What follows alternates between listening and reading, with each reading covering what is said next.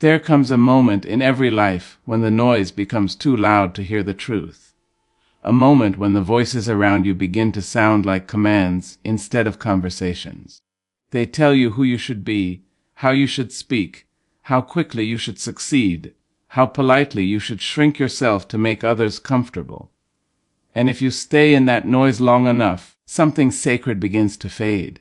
Your own voice begins to grow quiet, not because you have nothing to say, but because the world has been speaking over you for so long that you forget the sound of yourself. And that is why at some point in your journey you must disappear.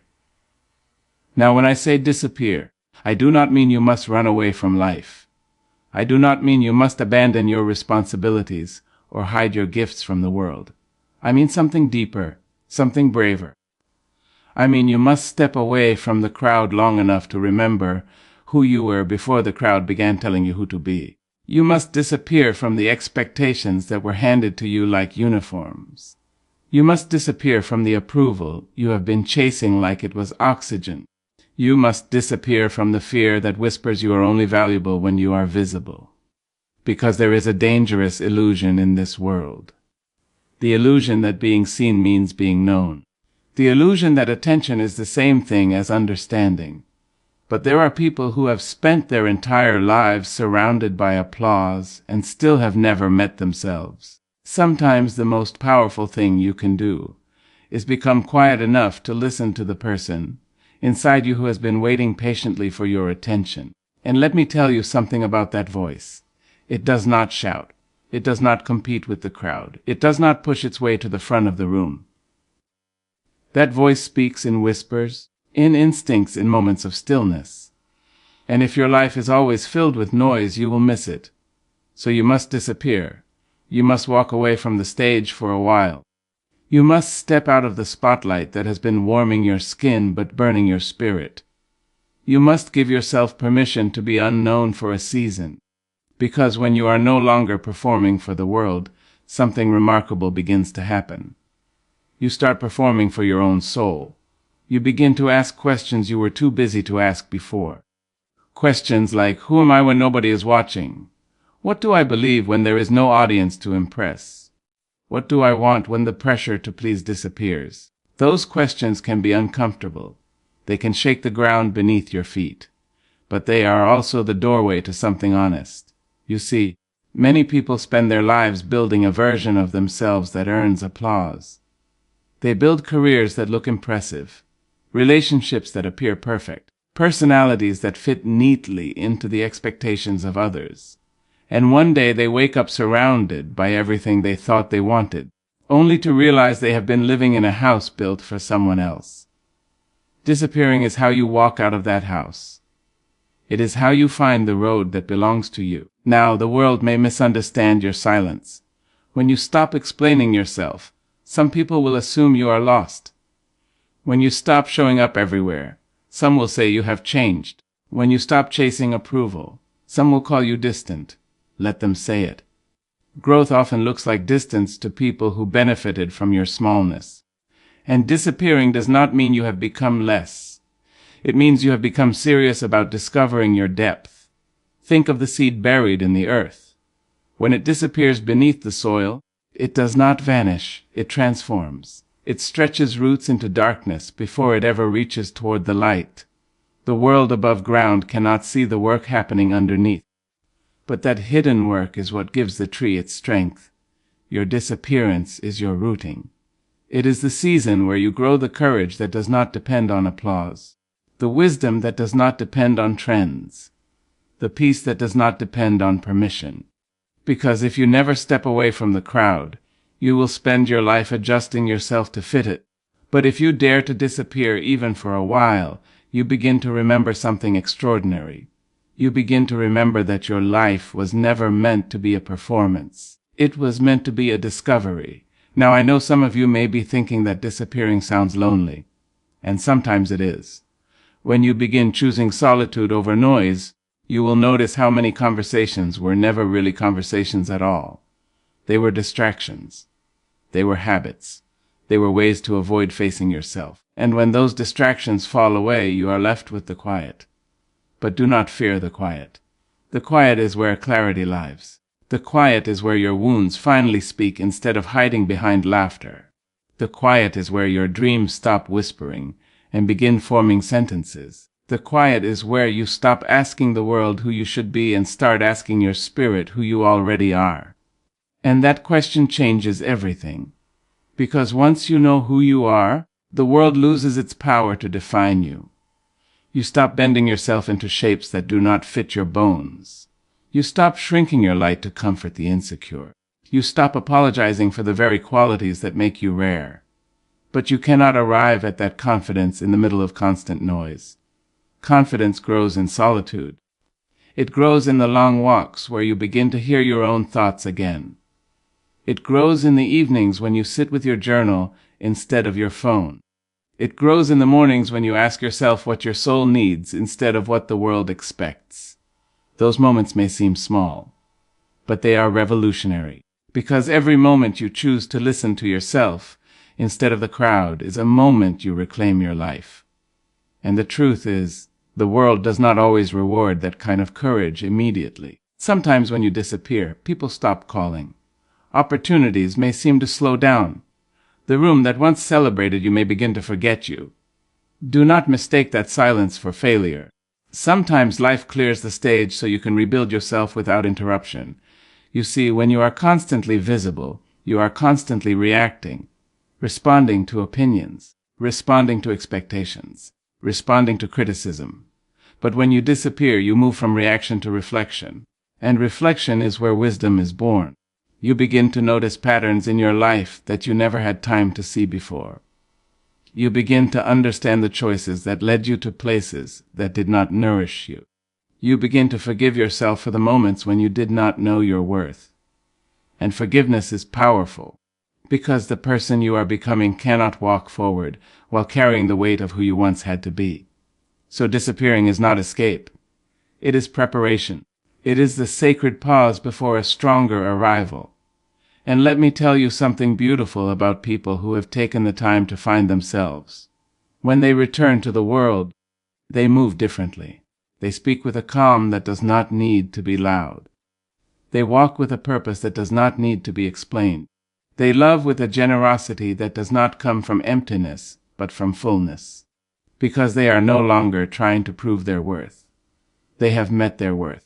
And once you have met yourself in that deep and honest way, you stop begging the world for validation. You start offering the world your authenticity. That is when your presence becomes powerful. Not because you are everywhere, but because wherever you are real. There is a quiet authority in people who have spent time alone with their truth. They do not rush to compete with every voice in the room.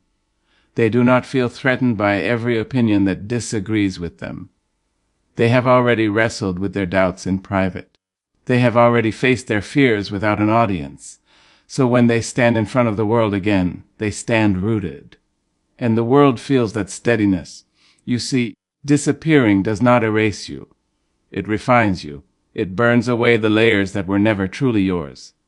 The masks you wore to survive environments that did not understand you. The habits you developed to win approval from people who could never see your full humanity. Those things fall away in solitude. And what remains is something honest, something unshakable, something powerful enough to walk back into the world without asking for permission to exist. Now I want you to understand this clearly. You do not disappear forever. You disappear long enough to remember who is coming back, because the world does not need another person who is performing confidence while feeling lost inside. The world needs people who have sat with themselves long enough to recognize their own soul when it speaks. People who know their values so clearly that they cannot be easily manipulated. People who know their purpose so deeply that distractions no longer control their direction. Those people change rooms simply by entering them. And that transformation begins in the quiet seasons when nobody is watching. So if you feel the urge to step back, honor it. If your spirit is asking for silence, give it silence. If your heart is tired of performing for approval, give it the rest of honesty. Because sometimes the bravest thing you can do in a world that demands constant visibility is to step away and rediscover the person behind the performance. And when you return, Because you will return, you will not come back smaller. You will come back clearer. You will come back stronger. You will come back carrying a kind of peace that the noise of the world can never take from you. And when you stand again in front of people, they may not understand what changed. They will only know that something about your presence feels different. Something about your voice carries weight. Something about your spirit feels grounded. That difference will not come from applause. It will come from the quiet season when you disappeared long enough to find yourself. There is a quiet truth about human strength that the world does not talk about often enough. The strongest people you will ever meet are not always the loudest voices in the room, not always the ones standing at the center of attention, not always the ones surrounded by a crowd applauding their every move. Strength, the kind that endures storms and disappointments and long nights of doubt, is most often built in places where no one is watching. It is built in solitude. The person you become in solitude is the person the world cannot break. Now understand this carefully. Solitude is not the same as loneliness. Loneliness is the aching feeling of being abandoned. Solitude is the courageous decision to meet yourself without distraction. Loneliness can weaken a spirit, but solitude can forge one. Because when you are alone long enough, when the conversations stop and the constant noise fades, when the pressure to perform disappears, you are finally left face to face with the most important person you will ever encounter in this lifetime. You meet yourself, and that meeting is not always comfortable. In solitude, there is no audience to impress. There are no compliments to hide behind. There are no quick distractions to silence the questions rising in your mind. The mirror becomes honest. The heart becomes loud. The truths you avoided begin knocking on the door of your awareness. You begin to notice your fears more clearly. You begin to see the wounds you carried quietly through crowded rooms. You begin to understand the choices you made out of survival rather than truth. And in those moments, you are offered a rare opportunity. You can either run back to the noise of the world, back to the crowds and conversations and endless activity that keep you from thinking too deeply, or you can stay. You can stay in that quiet long enough to learn something powerful about yourself. Because solitude has a way of stripping away illusions. It removes the costumes we wear for acceptance. It removes the smiles we perform to keep peace. It removes the constant adjustments we make to fit the expectations of others. And when those things fall away, what remains is not always pretty at first. Sometimes what remains is uncertainty. Sometimes what remains is a version of yourself you do not yet recognize. Sometimes what remains is a deep realization that you have been living more for the approval of others than the truth of your own spirit. But that realization is not a failure.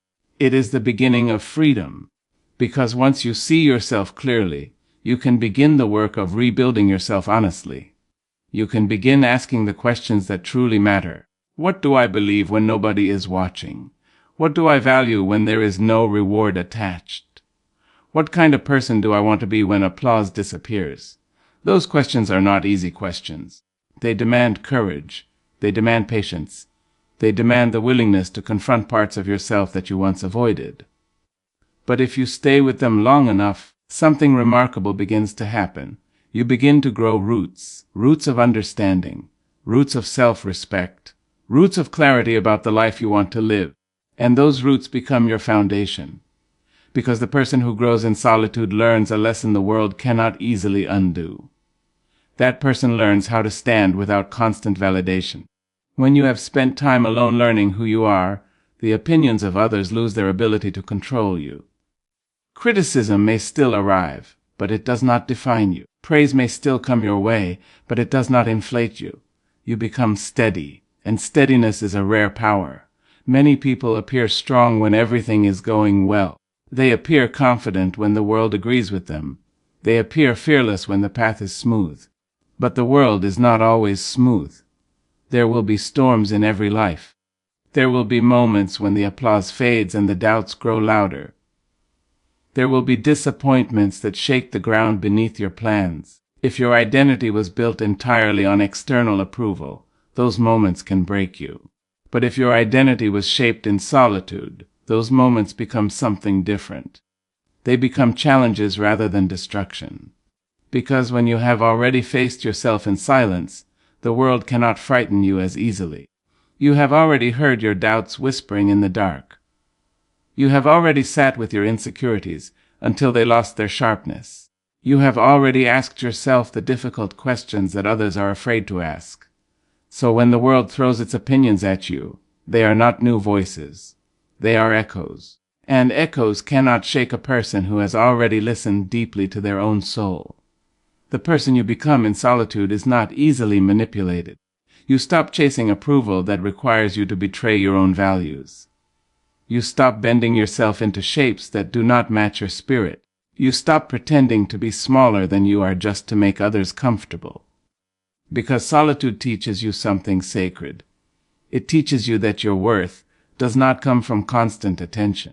It teaches you that your value does not depend on how many people agree with you. It teaches you that your life is not a performance meant to entertain the expectations of others. And once you learn that lesson, a quiet strength begins to grow inside you. That strength does not shout. It does not demand recognition. It simply exists steady and grounded, like a mountain that has watched centuries pass without needing to move.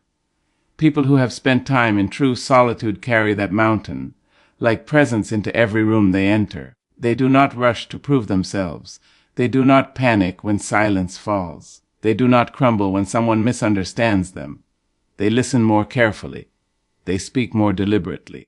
They move with a calm that does not come from arrogance but from understanding, because they know something the world often forgets. They know who they are, and knowing who you are is one of the greatest protections a person can have. A person who does not know themselves can be easily influenced. They can be pushed in directions that do not serve them. They can be convinced that their worth depends on achievements, appearances, popularity. But a person who has met themselves in solitude has already questioned those illusions. They have already examined their beliefs. They have already discovered the difference between what the world wants from them and what their spirit truly needs. So when pressure arrives, they stand differently. Not stubbornly, not defensively, but confidently. And that confidence is not fragile. It is built on self-awareness rather than approval. Self-awareness creates resilience. Because once you understand your own mind, your own fears, your own hopes, you stop being surprised by them. You stop running from them. Instead, you learn how to work with them. You learn how to recognize when fear is trying to protect you and when it is trying to limit you. You learn how to acknowledge your doubts without surrendering your direction. You learn how to forgive yourself for mistakes without allowing those mistakes to define your future. Those lessons are rarely learned in crowded rooms. They are learned in quiet moments when you sit with your thoughts and refuse to run from them. They are learned in long walks where no one interrupts the conversation happening inside your mind. They are learned in evenings where you reflect on your actions and ask yourself whether they aligned with your deepest values. That kind of reflection slowly reshapes a person. It sharpens their judgment. It strengthens their discipline. It deepens their compassion. Because when you understand your own struggles, you become less eager to judge the struggles of others. Solitude can make you wiser. It reveals the patterns of your behavior. It shows you the habits that lift you up and the ones that quietly pull you down. Once you see those patterns clearly, you gain the power to change them. And change is where real growth begins. You begin choosing your words more carefully. You begin protecting your time more intentionally. You begin surrounding yourself with people who respect the person you are becoming rather than the version of you that was easier to control. Those choices may seem small to the outside world, but they build an inner architecture of strength, a structure that can endure pressure without collapsing, a foundation that remains stable even when circumstances shift. That is why the person formed in solitude is so difficult for the world to break, because that person has already done the hard work of self-examination. They have already walked through their doubts instead of pretending those doubts did not exist. They have already faced their fears in private, rather than waiting for the world to expose them. So when life becomes challenging, they are not encountering unfamiliar territory. They are drawing upon the resilience they cultivated when nobody was watching. And that resilience becomes visible in subtle ways. It appears in the way they handle disappointment. Instead of falling into despair, they pause and reflect. They ask what the experience can teach them. They search for the lesson hidden inside the setback. It appears in the way they respond to criticism. Instead of reacting with anger or defensiveness, they evaluate whether the criticism holds truth. If it does, they grow from it. If it does not, they release it without allowing it to poison their peace. It appears in the way they pursue their goals. They are not easily distracted by trends or pressured by the urgency of others.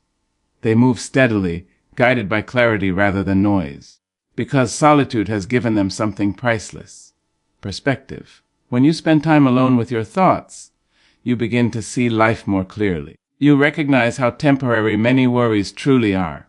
You realize that approval is fleeting and criticism is often misunderstood. You begin focusing less on what people think and more on what truly matters: integrity, purpose, peace. And those priorities change the way you live. You start making decisions that honor your long-term growth rather than your short-term comfort. You start investing energy into relationships that nourish your spirit rather than draining it. You start building a life that reflects your authentic self instead of the expectations others tried to place upon you. The world may not always understand those choices. Sometimes people will question your distance. Sometimes they will interpret your calm as indifference. Sometimes they will assume your silence means weakness. But those assumptions cannot break you, because your strength was never built on their understanding. It was built in solitude. It was built in the moments when you sat with your fears and chose courage anyway. It was built in the days when you disciplined your habits, even when no one was there to praise your effort. It was built in the nights when you examined your mistakes and promised yourself you would grow beyond them. Those moments form the person you become, and that person carries a quiet power into the world, a power that does not rely on approval, a power that cannot be easily shaken by criticism, a power that remains steady even when circumstances become uncertain. The person shaped by solitude understands that life will never be completely predictable. There will always be challenges. There will always be moments when plans fail and expectations collapse. But those moments do not destroy a person who knows themselves. They simply reveal the strength that was quietly growing all along. The person you become in solitude learns how to bend without breaking. They learn how to adapt without losing their identity. They learn how to walk through uncertainty while holding onto their values.